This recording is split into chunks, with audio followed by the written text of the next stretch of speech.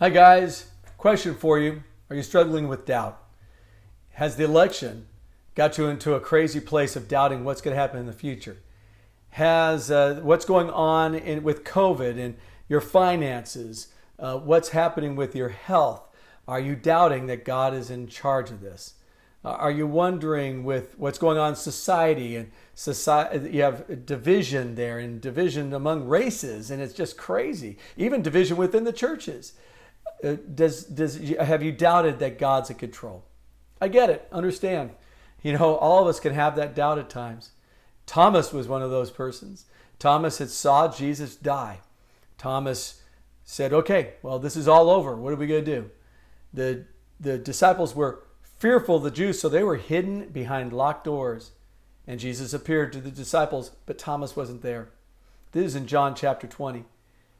They were amazed. When Jesus left, the disciples told Thomas when he showed up, we saw the risen King. He didn't believe it.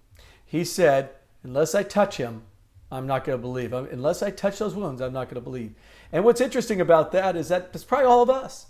Unless I see the social unrest gone and the finances going better, and unless I see that racial tension is gone, and unless I see the election the way I want it, I'm not going to believe. We do that. We may not say it, but we do it just by our actions. So let's not beat up Thomas too much. I know he's got that moniker of doubting Thomas, but most of us can have that moniker on us as well. So what do? Well, we believe that Jesus Christ is in control of this thing. We believe that God has the power to deal with any issues that come our way. We just need to stand with him. We just need to love him. We need to be able to say, as Thomas did when he finally saw the risen King, when he said, my Lord and my God. A verse that you hear a lot from me is James 4:10. Humble yourselves before the Lord and he will lift you up. We need to humble ourselves and say, God, I've been trying to be in control of this thing. This is my fault. I give control over to you with the election, with my finances, with my family, with my health, with what's going on socially, what's going on relationally in the world. And God, I give this over to you. That is going to be the key for the next day, weeks, and months ahead, that we stop trying to be control freaks and give control over to Jesus, so then we could have peace. Jesus said, peace be with you 3 different times in this passage that we looked at with Thomas. He is going to give us eternal peace, and he's also giving us peace right now because we can rely on him. Are you struggling? Are you doubting? Know that you're not alone. But you also got to know that you can overcome this by giving control over to Jesus. 2 things.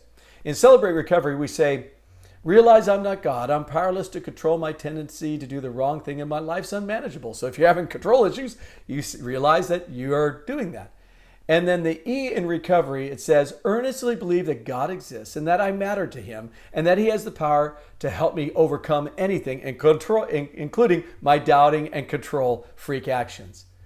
So would you give that over to him? Realize you're not God, and then earnestly believe that God exists. Believe that he exists. Because Jesus said this in John chapter 20, verse 29, because you have seen me, you have believed. Blessed are those who have not seen me and yet believed. Why don't we be those people of belief that we just say, yes, God, I trust you. I believe in you. I'm going to give everything I can for you. No matter what goes on with this election, no matter what's going on with COVID, no matter what's going on with the economy, I'm going to trust in you.